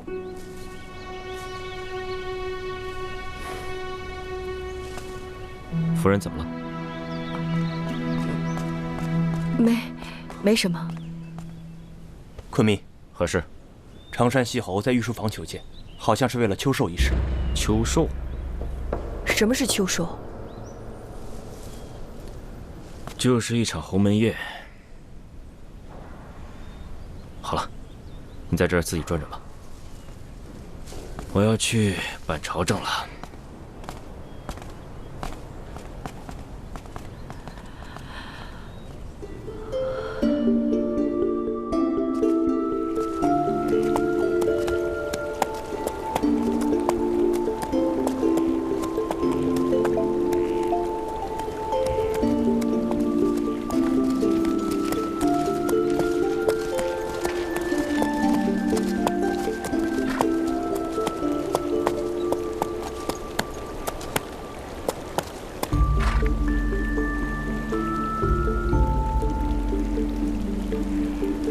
为何老天要如此捉弄我们？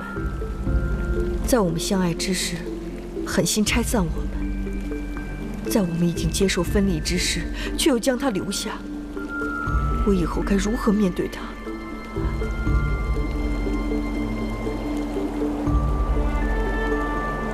想什么呢？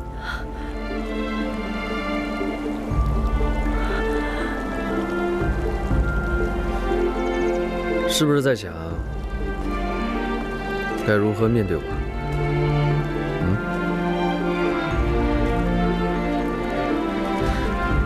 你曾经让我认命，我也照做了，可是命运还是把我们两个带回到这里。解忧，当你不知道该如何面对的时候，就不要多想。我只告诉你，到最后，你还属于我。你胡说什么？随身带着的，有些东西你这辈子都丢不掉。我现在就扔了它。你扔啊！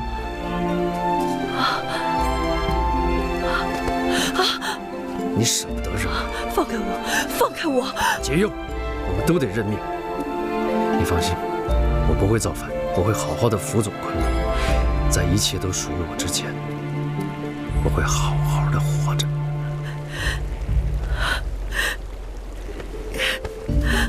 这到底算什么？这算什么？这算是时间和真爱的竞赛吧。你要是不相信，我可以跟你赌。赌？就赌这颗真心。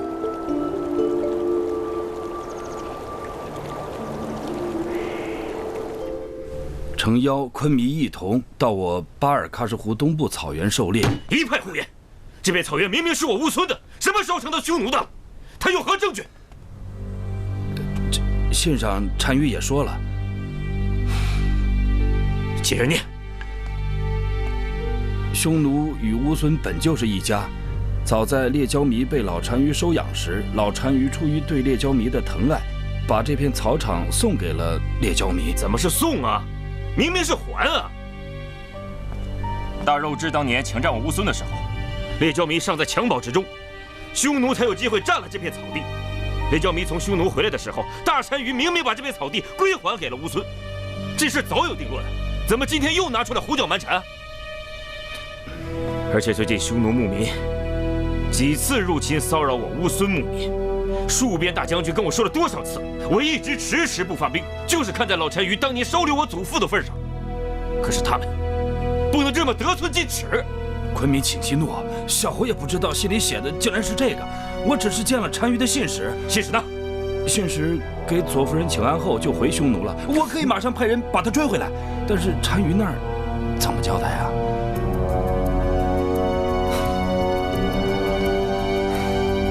接着念。上次书信邀请昆迷没有答应，此次望昆迷不再推脱，并邀请昆迷的左右夫人同往。他是怕我把他的宝贝女儿扣起来当人质吧？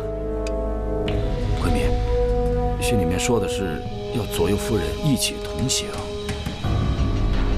左右夫人啊，他什么意思？不是，你看，这信中说，若是昆迷狩猎赢了，愿把草场作为礼物送给昆迷，但一定要两位夫人到场观赛，缺一不可。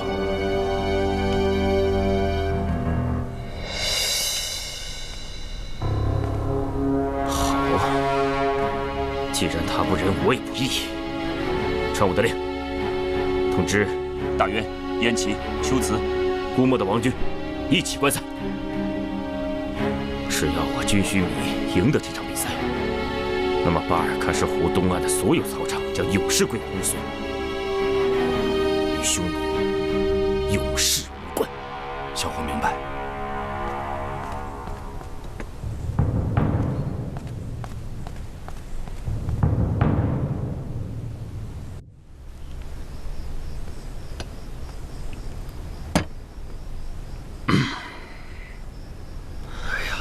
老兄，不就是一块草场吗？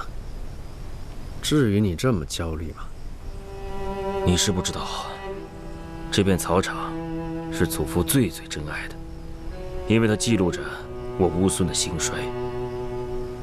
当年祖父为了要回这片草场，当着老单于的面，咬下了自己的拇指，给老单于喂狼，才要回来的。没想到这回匈奴人出尔反尔，若真要被他们得逞的话，我怎么对得起祖父的英灵，又怎么对得起我乌孙的祖先呢？王兄，你就放心好了，这次狩猎有我跟你一起呢，我们兄弟二人齐心，一定能够赢得这次秋狩。有你在，我就放心了。右夫人到。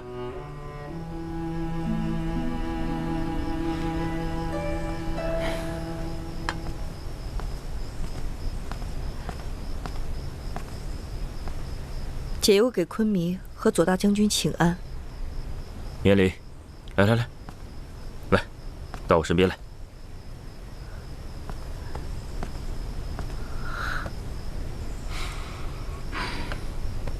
文贵，坐呀。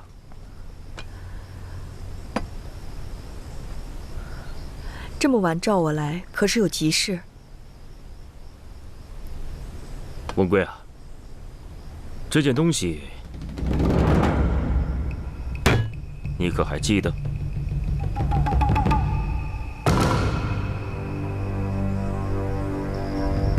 我当然记得。王兄，这把匕首还是小时候你送给我的，你应该比我更熟悉它。是啊，可是这东西为什么跑到解忧这儿去了呢？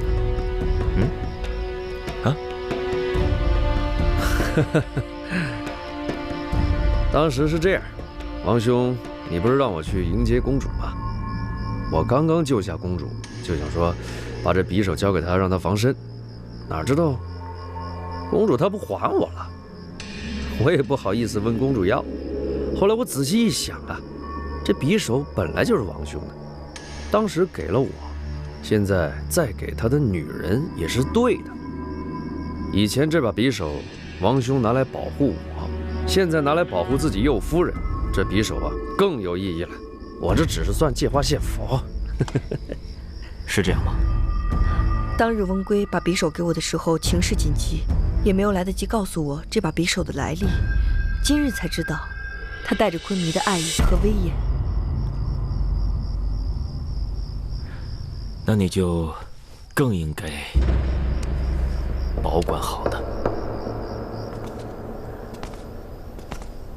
我看昆弥今晚一直心事重重的，难道都是为了这次秋狩？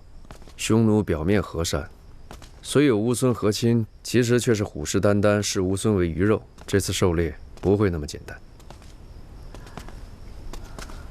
当年你是怎么得到那把匕首的？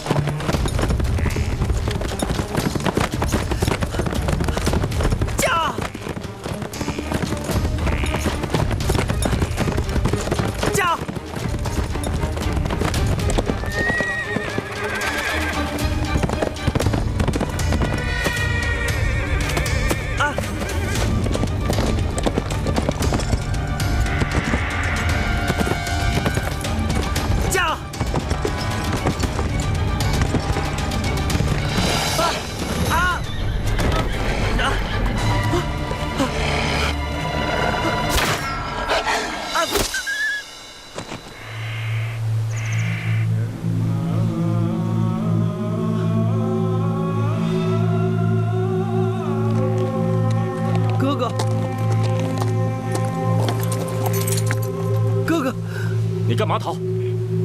有狼追我，为何不杀？我怕。你是男人，你不是有短刀吗？啊，我的刀好像丢了。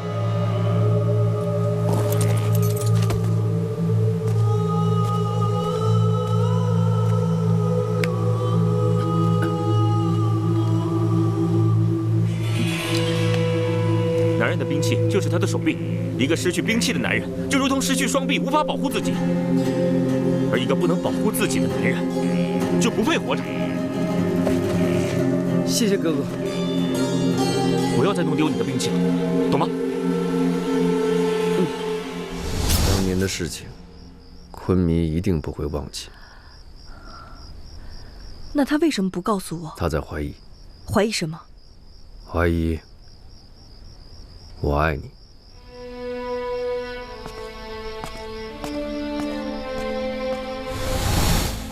除非你遇到一个像你一样，需要学会保护自己的人，你也可以把这把匕首给他，让他知道遇到困难不要躲避，要学会拼杀反抗。哥哥，我不会把它弄丢了，一定不会。也许你会把它送给你喜欢的女人。我没有喜欢的女人。以后会有的，男人都有自己喜欢的女人。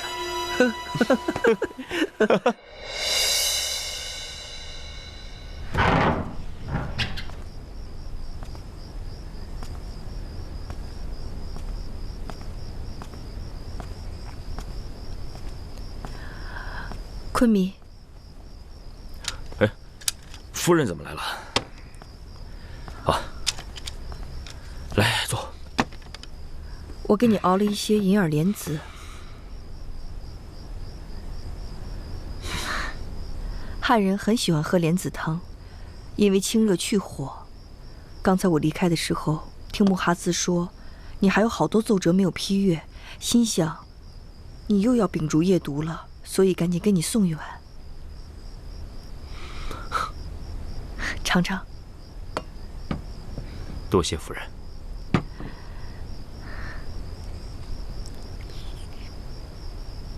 怎么样？真好。有劳夫人费心了。这都是我应该做的。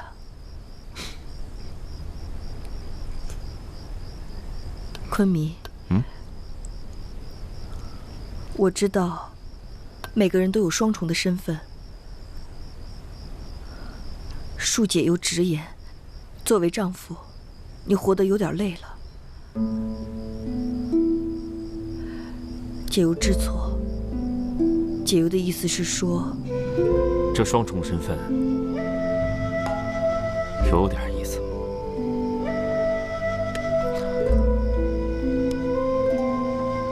那此时此刻，是不是以解忧的身份来见我呢？是您的右夫人。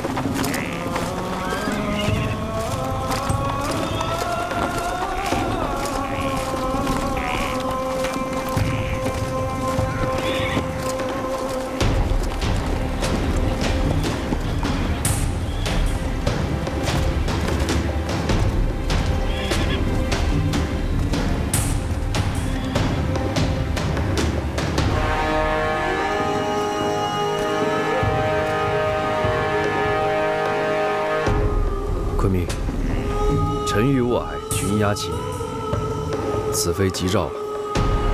生死自有天定，我们这些凡人，只要抱着敬畏之心，顺从便是。这一次，我一定要拿回先人的草场。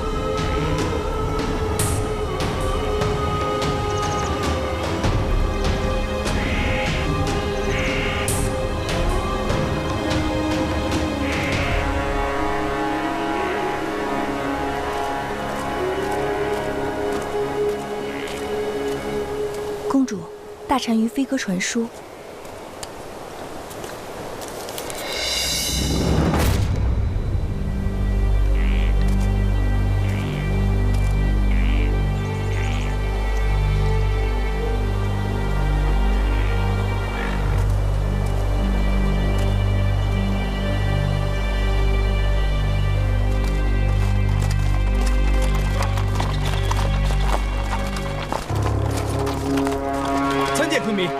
单于早已备好酒宴，恭候多时。我跟翁归去就行了，你们回大帐。走，撤，撤。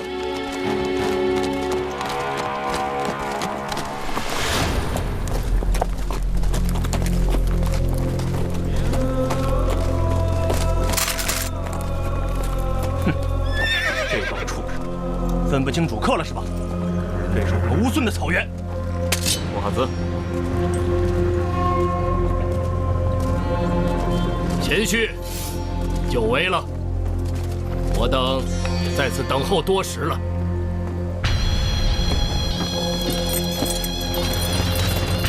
小婿照顾不周，惭愧啊！你我都是一家人，就不分什么主客了。对了，我的宝贝女儿呢？ 啊，一路车马劳顿，现在在帐内，等他梳洗好了，再让他来见你吧。好。吁，启禀二位夫人，大单于请二位夫人到营帐休息。大单于向左夫人问好。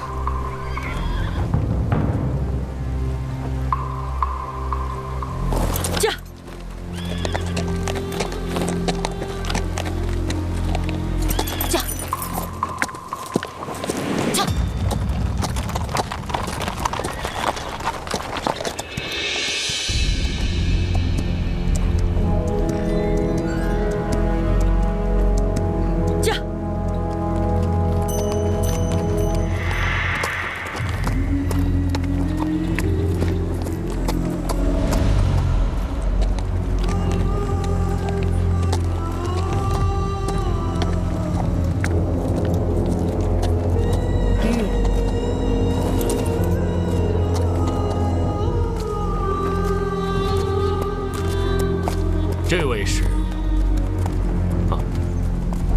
这位是我的右夫人，大汉和亲公主解忧。解忧见过大单于。我早听闻解忧公主骑射过人，今天一定要见识一下公主的英姿。单于过奖了，解忧的骑射技术在大汉公主里还排不上名号。公主过谦了吧？父王，虎姑叩见父王。免礼免礼，爱女别来无恙啊。多亏昆明照顾。不过，一会儿我为昆明设宴接风，你和右夫人要不要为我们表演一下骑术，助助兴啊？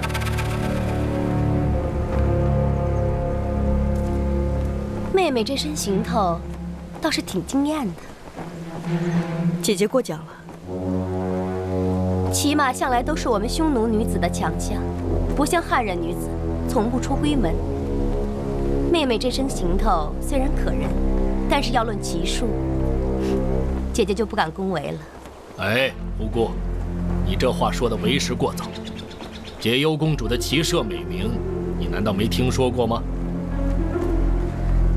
听倒是听说过，就是没见识过。那解忧今日就献丑了。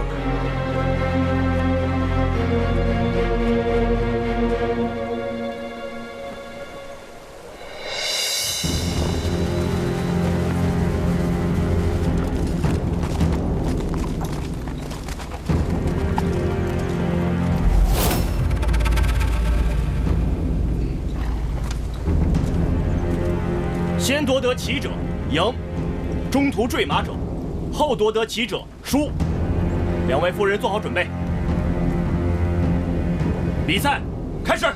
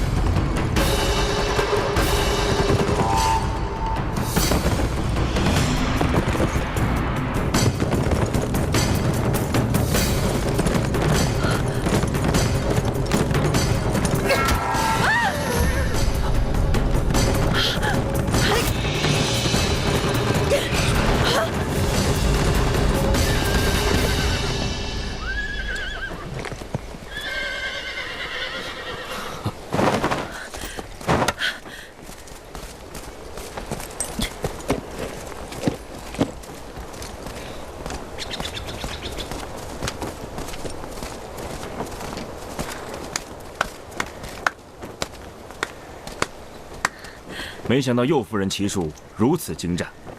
我早说过，右夫人善骑射嘛。汉帝能如此教育自己的公主，实属罕见，真让人钦佩。父王也是因为见识到了匈奴骑兵的强盛，才反思汉军的不足。其实解忧的骑射技术不算精湛，还有很多大汉公主比我厉害很多呢。右夫人今日让我大开眼界。说吧，要什么封赏？解忧希望以后后宫的女眷可以同来狩猎。这叫什么封赏啊？我是问你，你要什么？昆明有所不知，后宫女眷犹如笼中之鸟，虽然生活在这片草原上，却不能感受草原辽阔的自由。对于一个人来说，还有什么比自由更重要的东西呢？说得好，姑答应你。谢昆明。